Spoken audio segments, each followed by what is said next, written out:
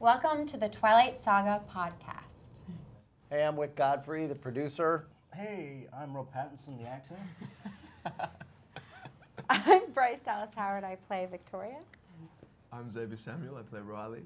I'm Dakota Fanning. I play Jane.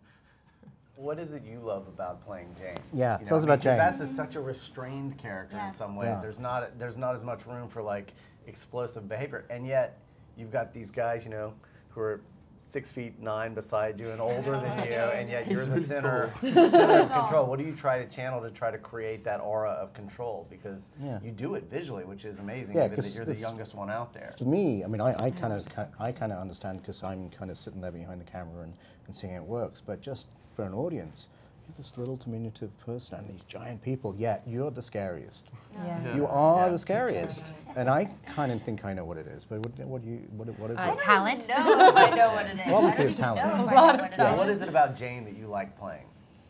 I love, well, I think especially in this one, I've been saying like in New Moon, establishing the character and the drama of the surroundings and the drama of the character. And in this one, I think it kind of went back to like Jane is, I mean, she's not a human being, but like as a human being, like the rivalry between her and Bella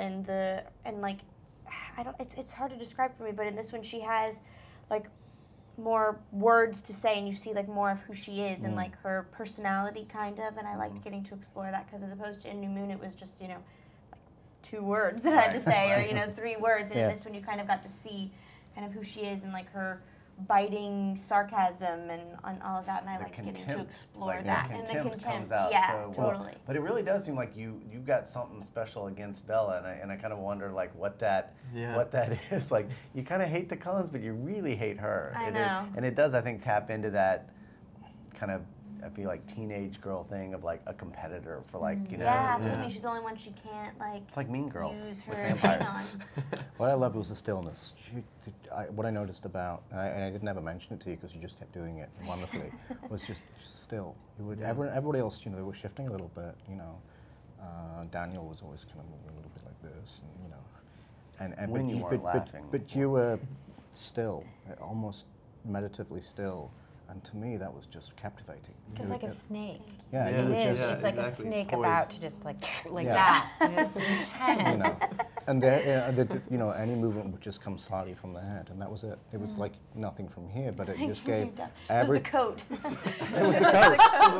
It was the coat. Her wardrobe is too heavy to Use me. it. Use it. But it just made you it just grabbed your attention. Why? You just made you go.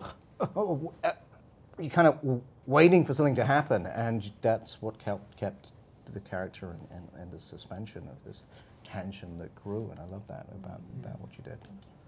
I mean, the great thing about these movies and Stephanie's books is that the mythology is constantly expanding, and I think for this and the Newborns, we get, in a weird way, it's really about Bella, what she's going to become when she turns. Is she going to be as wild and out of control as this guy, and I think that's important. And in some ways, like I think there are comparisons between Riley and Jasper as well, because he essentially, Jasper was manipulated in the same fashion, but he managed to kind of,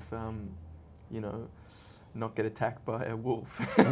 Also, that threat of that the Cullens are being faced with vampires. Period. Okay, that's scary, but being faced against vampires who they cannot beat. They cannot physically beat these vampires. They are more powerful than anything they could ever imagine.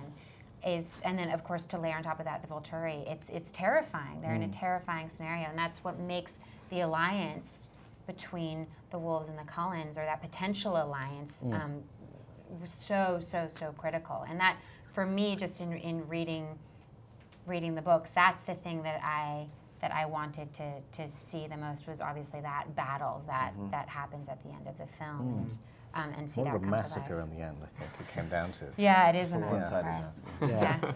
It was a bit of a massacre in the end, yeah. Which it kind of is in the book, in a way. I love that warlike shot of the camera kind of moves in just as they're both like. It's like a kind of medieval battle all of a sudden, So cool.